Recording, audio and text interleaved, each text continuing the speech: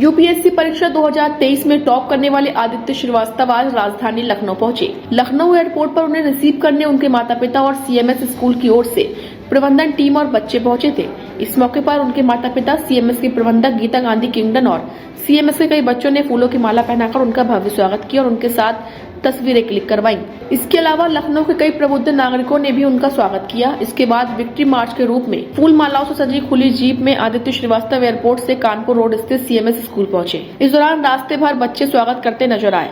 बता दें कि यूपीएससी परीक्षा 2023 में लखनऊ के आदित्य श्रीवास्तव ने टॉप करते हुए प्रथम रैंक हासिल की है और वो हैदराबाद में आईपीएस की ट्रेनिंग कर रहे थे। दरअसल यूपीएससी परीक्षा 2022 में रैंक कम होने की वजह से उनका आईपीएस में चयन हुआ था, लेकिन उनका सपना आईएएस बनने का था। ऐसे में उन्होंने अपनी कड़ी मेहनत और लगन से यूपीएससी परीक्षा 2023 को टॉप करते हुए आईएएस बनने का सपना साकार किया। वहीं आज आदित्य श्रीवास्तव आईपीएस ट्रेनिंग के ब्रेक के दौरान अपने घर लखनऊ आए थे। उनके आगमन पर एयरपोर्ट पर लोगों ने जमकर स्वागत किया। वहीं मीडिया से बातचीत करते हुए अपने अभूतपूर्व सफलता के बारे में बताया। उन्होंने कहा कि मेरी सफलता में सीएमएस का बहुत बड़ा योगदान है। आज मैं जो कुछ भी हूँ उसमें मेरे माता पिता के आशीर्वाद, सीएमएस के मेरे शिक्षकों की अहम भूमिका है।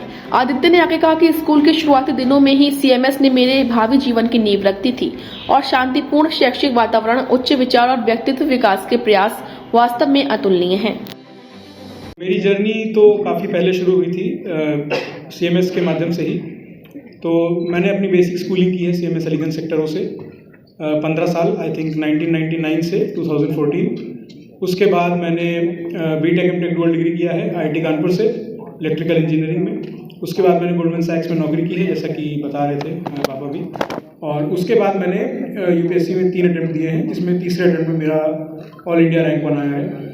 इस पूरी जर्नी में ही मैं कहूँगा कि मेरे पेरेंट्स का और मेरे स्कूल का बहुत बड़ा योगदान रहा है, न सिर्फ मेरी पर्सनैलिटी को शेप करने में बल्कि मुझे उस रास्ते पर ले जाने में भी जिस रास्ते पे चल के मैं आज यहाँ तक पहुँच पाया हूँ। सर, इस वक्त काफ़ी इमोशनल नज़र आ रहे हैं आप स्कूल आकर। जी मैम, डेफिनेटली मेमोरीज़ हैं स्कूल से काफ़ी सारी, और इतना सारा ऑनर पा करके उस स्कूल से जिससे मैंने पढ़ाई की है, डेफिनेटली बहुत अच्छा लग रहा है मुझे। सर, मेरा एक सवाल और, पूरी तैयारी के दौरान आपने किन चीज़ों को सैक्रिफाइस किया, किन चीज़ों को त्यागा? मैम पहला तो मैं कहूँगा टाइम, डेफिनेटली, क्योंकि ये एग्ज़ाम टाइम बहुत ज़्यादा मांगता है। तो टाइम से रिलेटेड जो भी चीज़ें आप और कर सकते थे वो सैक्रिफाइस करनी पड़ती हैं। और उसके अलावा मैं कहूँगा कि मुझे क्रिकेट खेलने का बहुत शौक़ था, तो वो भी बंद हो गया था काफ़ी समय तक। बट मैं पूरी तरह से कट ऑफ नहीं हुआ था, लाइक सोशल मीडिया में चलाता ही था। मेरे को डायनासोर्स के बारे में पढ़ना पसंद था, तो वो मैं करता ही था। तो इस तरह के कुछ सैक्रिफाइसेस थे और कुछ चीज़ें मैंने कंटिन्यू की, जो कि आगे चल के मेरे को इवन इंटरव्यू में भी काम आई। Aditya, what will you do for the country now that you have achieved this position? What exactly are your priorities? What do you plan to do? And which cadre are you getting? Ma'am, so addressing the second question first, currently cadres are not out yet, but I've opted as UP as my first preference, and I'm hoping to get that. About the second question that you asked, ma'am, currently जिस service में मैं हूँ वहाँ पर मेरा पहला तो M ये होगा कि इनिशियली हम एग्जीक्यूशन पार्ट में होते हैं, तो I would like to implement all the government schemes to the best of my ability. उसके बाद जब आगे चल के कभी पब्लिक पॉलिसी फॉर्मुलेशन का मौका मिलेगा तो डेफिनेटली मैं हेल्थ, एजुकेशन और स्पेशली चिल्ड्रन के लिए काम करना पसंद करूँगा। सर, प्रीलिम्स के लिए क्या कुछ स्ट्रैटेजी थी आपकी सर?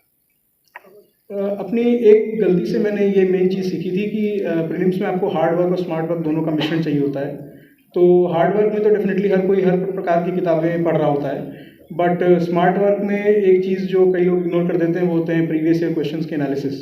तो नॉट जस्ट पास्ट 10 ईयर्स जैसा हर कोई कहता है, बल्कि मेरा स्पेशल फोकस था कि मैं पिछले 3 साल के पेपर्स को ढंग से एनालाइज करूं कि किस प्रकार गलत स्टेटमेंट या किस प्रकार सही स्टेटमेंट फ्रेम किए जा रहे हैं, ताकि मैं ऑन द स्पॉट एलिमिनेशंस अपनी जो स्ट्रेटजी है उसको और इम्प्रूव कर सकूं। ऑप्शनल सर क्या था और क्या कुछ रेफरेंसेस और क्या कुछ आपकी जो है स्टडी मटेरियल?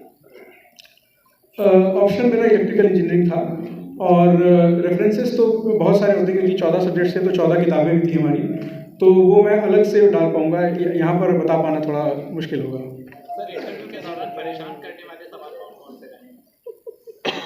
परेशान करने वाले सवाल एग्जैक्टली नहीं कहे जाए, क्योंकि वहाँ पर काफ़ी कॉर्डियल एटमोसफियर होता है।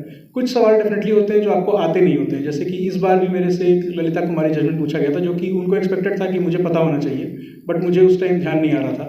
तो इस तरह के कुछ क्वेश्चंस डेफिनेटली होते हैं। बाकी it's all about testing your presence of mind.